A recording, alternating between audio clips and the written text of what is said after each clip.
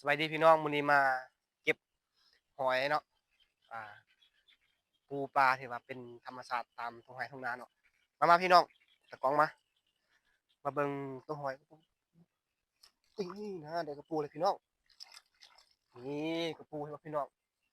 ของแท้นี่อาหารบ้านเฮานะพี่น้องเออตามมาตะกล้องมาเบิ่งหอยนี่นะอันนี้มันหอยจูบอ่ะบ่แม่นแน่นอนตะกล้องขึ้นเทิงแม่มันเปื้อนได้โอ้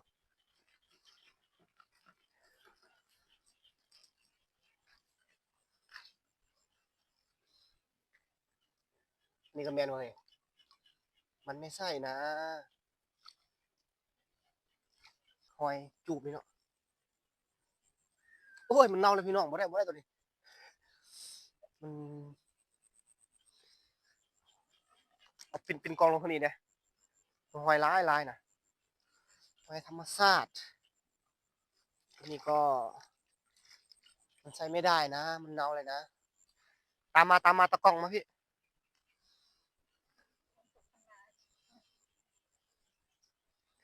อยู่ใช้อันหอยอันแข็งๆแบบใดก้นแหลมๆคือบ่เคยบ่เห็นเลยตะกี้เขาเห็นอยู่ทางนี้บ่เฮ้ย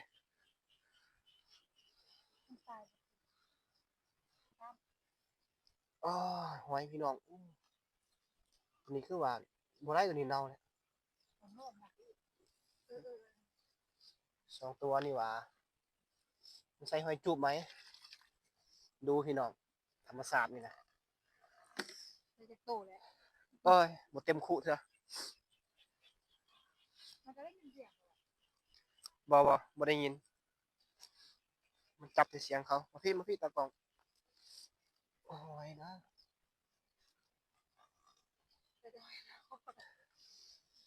หอยจูบมานี่พี่น้องตะกล้องกระปูแต่งเป็นกองมันอยู่ในรูอ่ามันหนีไม่พ้นนะโอ้ยทำลายฉันนะสิไม่ได้โซมมันได้มันเอาตัวหอยว่ะนี่ดูพี่น้องหอยอะไรนะหอยเชอรี่ว่ะได้อันนึงหอยจูบ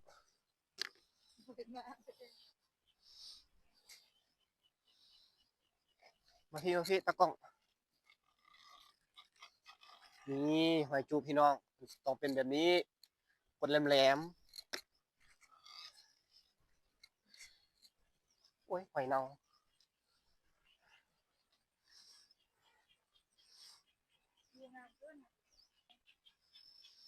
มาพี่น้องเบิ่งหอยตัวนี้หอยใหญ่พี่น้องหอยเชอรี่นี่พี่น้อง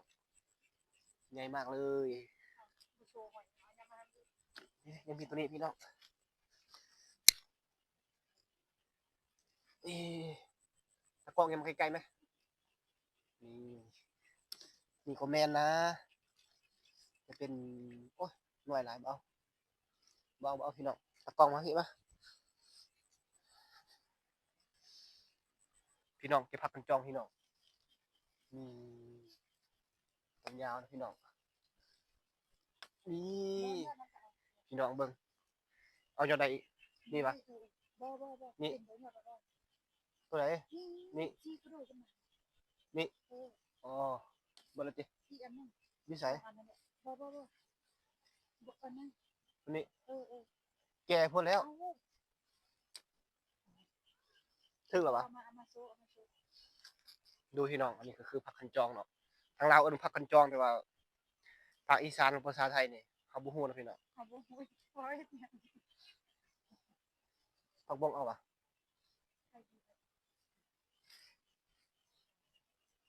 พอที่เฮ้ยครับนี่ก็คือเขาเก็บมาได้เนาะมีเครื่องพี่น้องมาเบิ่งตากล้องมามีอันนี้ผักจองแม่นบ่กันจองแล้วก็มีกระปู